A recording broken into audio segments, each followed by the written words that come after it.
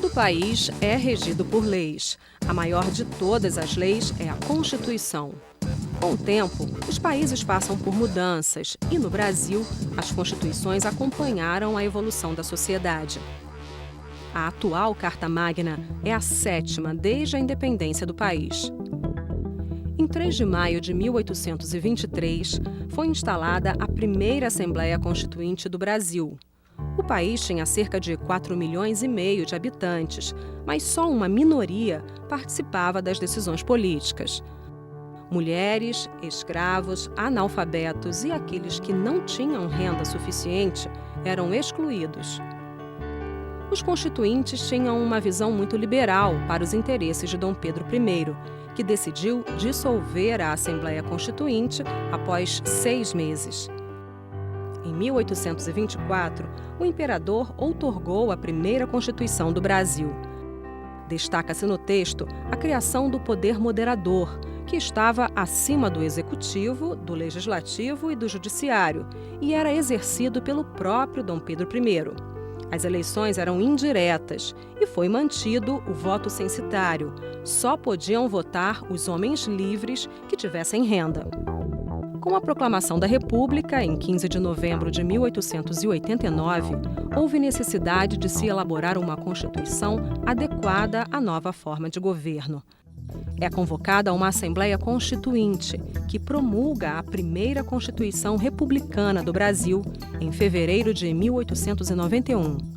As principais inovações são a introdução do sistema federativo de Estado e a extinção do poder moderador, que restaura a independência plena entre os 3 poderes.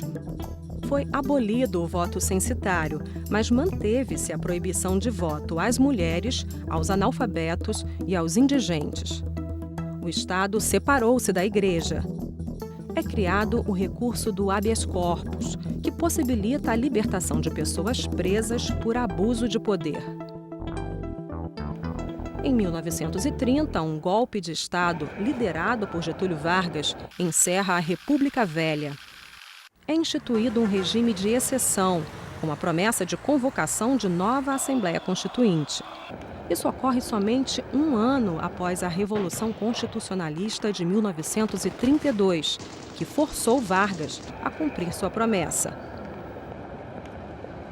Em 1934, é promulgada a Constituição que finalmente dá direito de voto às mulheres.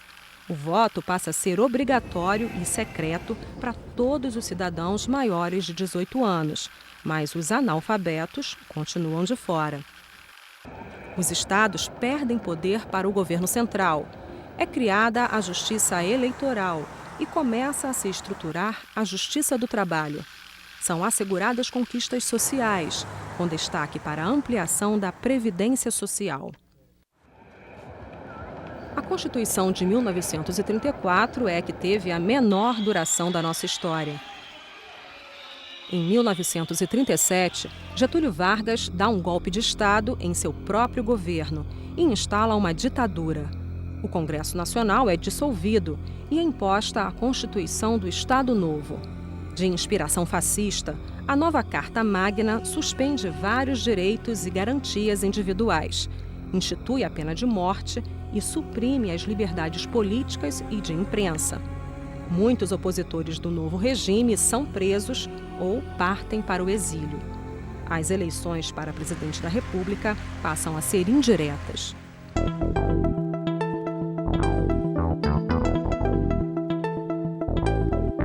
Fim da Segunda Guerra Mundial. Crescem as pressões pela redemocratização do Brasil. Em 1946, mais uma Assembleia Constituinte é convocada para a elaboração de uma nova Constituição para substituir a Carta de 1937. São restabelecidos os direitos e liberdades públicas e individuais. Acaba a censura prévia e é extinta a pena de morte. A nova Constituição restaura a independência e o equilíbrio entre os 3 poderes. As eleições para presidente da República voltam a ser diretas, com mandato de 5 anos. A Carta de 1946 institui o direito de greve e de livre associação sindical. É estabelecido o princípio da função social da propriedade, o que torna possível a desapropriação de terras por interesse social. Golpe de 1964. A ditadura militar mantém o Congresso Nacional aberto, mas sem autonomia.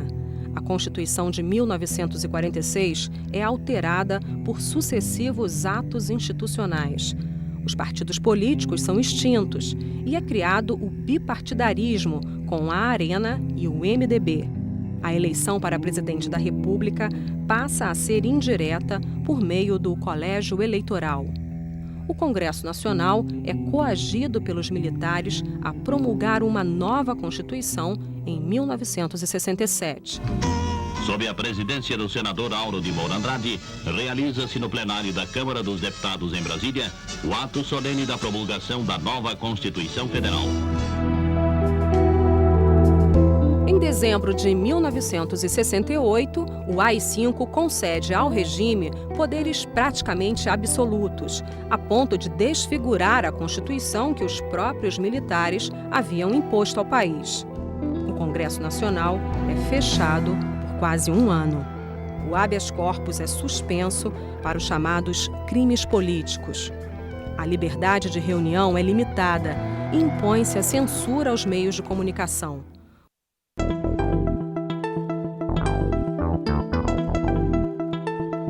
O poder é devolvido aos civis em 1985, após 21 anos de ditadura militar e grande pressão popular pela redemocratização do país. Em 1986, é eleito o primeiro Congresso Nacional pós-ditadura, que também desempenha o papel de Assembleia Constituinte. A Constituição Cidadã é promulgada no dia 5 de outubro de 1988 e permanece em vigor até hoje. Que a Constituição Cidadã seja cidadã. A Constituição vai ampliar os horizontes da cidadania no país. Ela promove profundas alterações econômicas, políticas e sociais no país. A saúde, a educação e o meio ambiente são definidos como direito de todos e dever do Estado. Novos direitos trabalhistas são reconhecidos, como a redução da jornada semanal de trabalho de 48 para 44 horas, o seguro-desemprego e as férias remuneradas acrescidas de 1/3 do salário. O direito de voto é estendido aos analfabetos e aos jovens de 16 a 17 anos. São estabelecidas as eleições majoritárias em 2 turnos. A Constituição de 1988 inova com a introdução de uma série de benefícios sociais, como a extensão da licença maternidade e a criação da licença paternidade. Os direitos e garantias fundamentais se destacam no texto, o que a coloca entre as constituições mais modernas e democráticas do mundo.